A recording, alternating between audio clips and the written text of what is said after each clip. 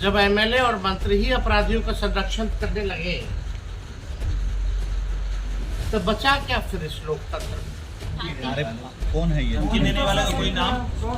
Police प्रशासन है, शंकर सिंह है, लेसी सिंह है, सब निर्दोष केस नहीं उठाओगी तो तुम्हारा भी यही हाल कर देंगे। आगे भी निकलेगी, पाछे भी निकलेगी, यही हाल होगा तो तुम्हारा बेटी का हुआ। देखिए, अगर इनके साथ इनके परिवार के साथ अब कोई अन्याय अगर होता है तो साफ तौर पे एसपी यहाँ के जिम्मेवार होंगे, मंत्री महोदया जिम्मेदार होंगी और विधायक महोदय जो है वो जिम्मेदार, साफ तौर पे। पुणे के बरहारा कोठी प्रखंड के रघुवंश नगर थाना अंतर्गत माहिकखंड नवटोलिया गांव में नाबालिग काजल कुमारी के साथ विगत 12 फरवरी को दुष्कर्म करने के बाद उसकी बेरहमी से हत्या कर दी गई थी। नेता प्रतिपक्ष तेजस्वी यादव ने शुक्रवार को पीड़ित परिवार से मुलाकात की। इस दौरान उन्होंने कार्रवाई का भरोसा दिया। पीड़ित परिवार ने बिहार सरकार के मंत्री लेसी सिंह और रुपोली से निर्दलीय विधायक शंकर सिंह पर गंभीर आरोप लगाए हैं। उन्होंने कहा कि मुकदमा वापस लेने का दबाव बनाया जा रहा है। नेता प्रतिपक्ष ने पीड़ित परिवार के साथ पुणे के सर्किट हाउस में प्रेस कॉन्फ्रेंस को संबोधित किया। उन्होंने कहा कि ऐसे बिहार में हालात है, पुलिस भी अपना काम नहीं कर रही है, पहले गिरफ्तारी करती है फिर निर्दोष कहकर छोड़ देती है। आखिर आरोपी कहाँ है? उन्होंने परिवार के लिए सुरक्षा की भी मांग प्रशासन से की। पीड़ित परिवार ने बताया कि बीते 12 फरवरी को नाबालिग बेटी की रेप के बाद हत्या कर दी गई थी। पुलिस ने नामजद आरोपियों को गिरफ्तार करने के बाद छोड़ दिया। परिवार ने बताया कि आरोपियों की रिहाई मंत्री और विधायक के दबाव में की गई। घटना के बाद मंत्री और विधायक की तरफ से लगातार धमकी दी जा रही है। कहा जा रहा है कि मुकदमा वापस नहीं लेने पर बेटी जैसा हश्र किया जाएगा। तेजस्वी यादव ने पीड़ित परिवार को आश्वासन दिया कि घटना से डीजीपी को अवगत कराया जाएगा।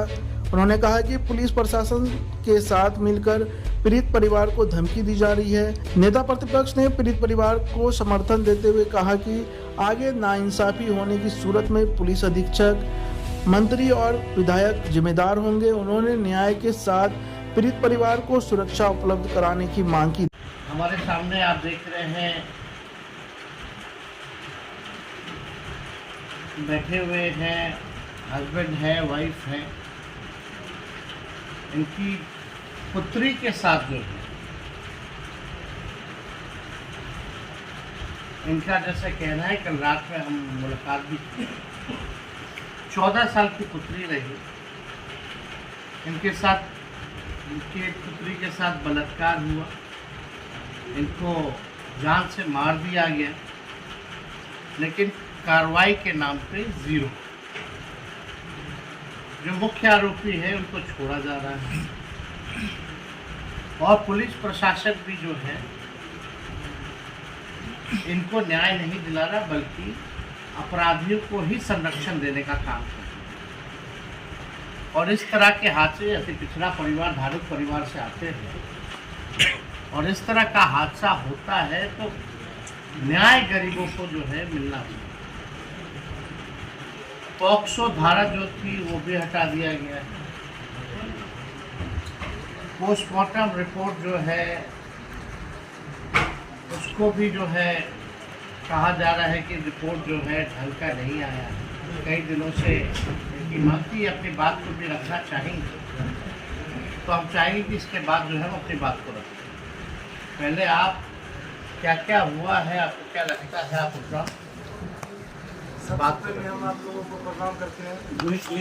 जो हमारी काजल बेटी थी, हमारी नाम अमित मंडल और हमारी बेटी काजल कुमारी जो मक्का खेत घास लेने के तौर पर गई थी और उनके साथ वो दरिंदों ने हमारी बेटी को पकड़ के और आँख में बालू दिया गया और दोनों हाथ तोड़ा गया और उनके साथ रेप किया और रेप करके उसको गला दबा के मार दिया गया।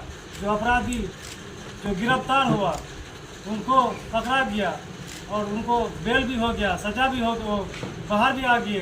बोला जा रहा है उनके बारे में दोनों निर्दोष है। निर्दोष है फिर दोषी कहाँ है? शंकर सिंह विधायक जो विधानसभा से हैं और क्या कहते हैं जो आज लेसी सिंह लेसी सिंह ये और आनंद प्रकाश जो रघुवंश नगर थाना का जो बड़ा बाबू है, वो तीनों चारों ने मिलके और केस को, हमारे केस को नॉर्मल कर दिए, उनको बढ़ा दिए, उसको मजबूती कर दिए कि दोनों लड़का निर्दोष है। इस घटना में दोनों लड़का शामिल नहीं है, बाहर है। फिर इसमें कौन है दोषी? पुलिस प्रशासन, जो कि धानुक को अन्याय कैसे मिलेगी? हम इंसाफ के लिए हम ठोकर खा रहे हैं, भटक रहे हैं और हमें इंसाफ नहीं मिल रहा है। ये घटना कब हुआ? 12 फरवरी को हुआ घटना। वो लोग कितने दिन में बाहर आ और गए? 3 महीना हो गया और अभी तक हमारे बेटी को इंसाफ नहीं वो मिला। लोग कब से जेल से बाहर हुए? जी हो गया 10-12 दिन हो गया। जी 10-12 दिन से बाहर है और उनको कहा जा रहा है कि निर्दोष है। आपने बड़े अधिकारी से आवेदन दिए थे?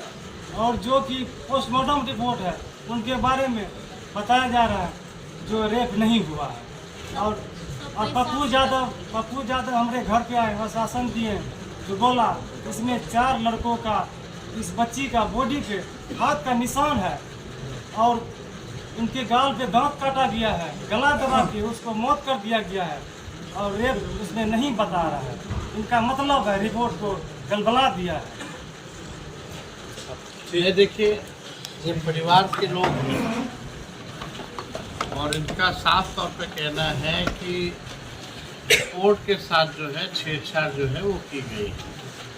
इसमें प्रशासन के लोग जो हैं वो भी जो है कहना है कि दबंग लोग जो हैं उनके दबाव में आकर के काम करते हैं। सवाल है चाहे मर्डर हो या रेप हो, ये बात तो सत्य है कि अब वो 14 साल की बच्ची इस दुनिया में नहीं है। अगर 14 साल की बच्ची इस दुनिया में नहीं है तो क्या इनके माता पिता, इनके परिजनों को न्याय मिलेगा कि नहीं मिलेगा, ये सबसे बड़ा सवाल है। क्या अपराधी इसी प्रकार से खुलेआम घूमते रहेंगे?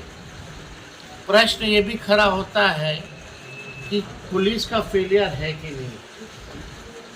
पुलिस का जो रोल होना चाहिए इस जांच को लेकर के, उस प्रकार से कोई गंभीर नहीं है। यानी हमारे बिहार प्रदेश में छोटी मासूम बच्ची के साथ मर्डर कर दो, रेप कर दो और पुलिस प्रशासन को कोई मतलब नहीं है जांच, निष्पक्ष जांच करने में या परिजनों को न्याय दिलाने में। तो पुलिस का मतलब क्या रहेगा? तब तो पुलिस का नाम ही बदल देना चाहिए, कोई मतलब ही नहीं।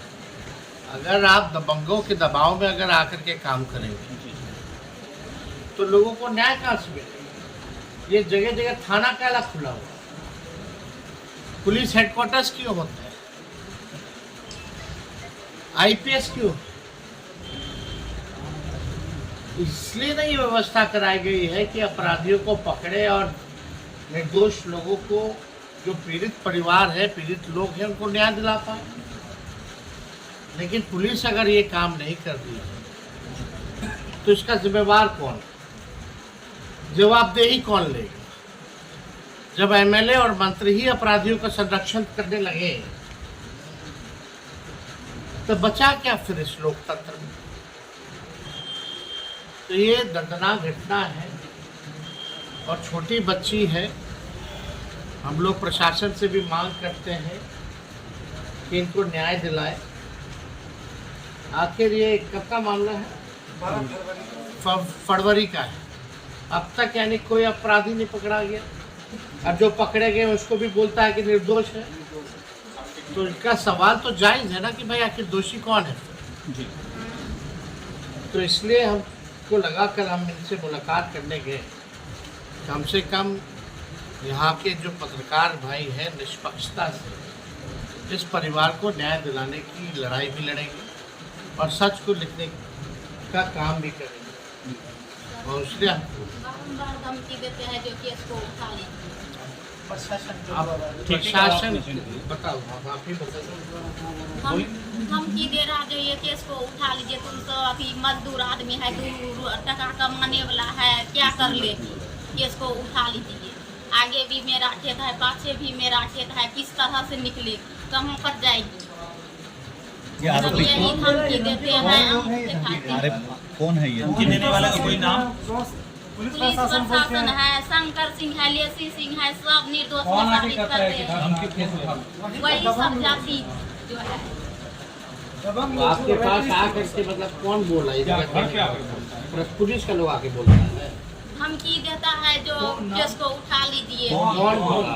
पुलिस प्रशासन बोल रहे हैं, वही धमकी वो परिजन जो पकड़ाए थे अपराधी सब, वो सब बोल रहे हैं जो केस को उठा लीजिए, तुम्हारा खाने के यानी पैसा जो नहीं लोग जुटेगा, पकड़े गए केस थे, जो 2 लड़के, उन्हीं के परिवार के लोगों का इनका कहना कि आगे पीछे उनकी जमीन है और पुलिस प्रशासन और उनके माध्यम से जो है इनको खुलेआम धमकी भी मिल रही है।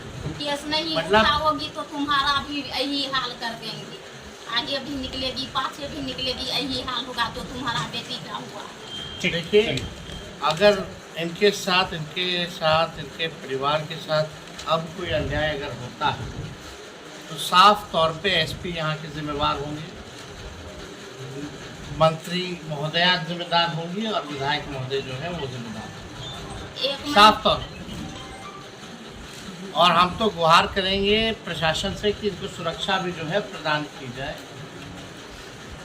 और इनको प्रशासन न्याय दिलाने का काम करे।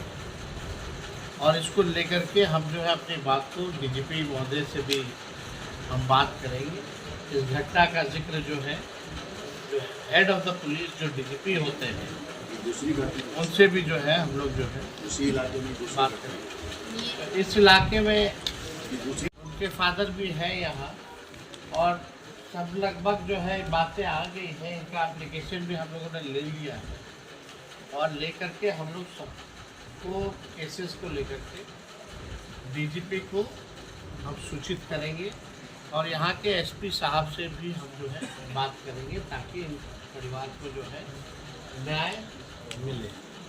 और ये घटना बहुत ही भयानक है, लगातार इन इलाकों में ये घटना होती रही है। हत्या तो बहुत मामूली चीज़ बन गई है, तो उम्मीद है कि इन परिवार को जो है आप लोग न्याय दिलाने का काम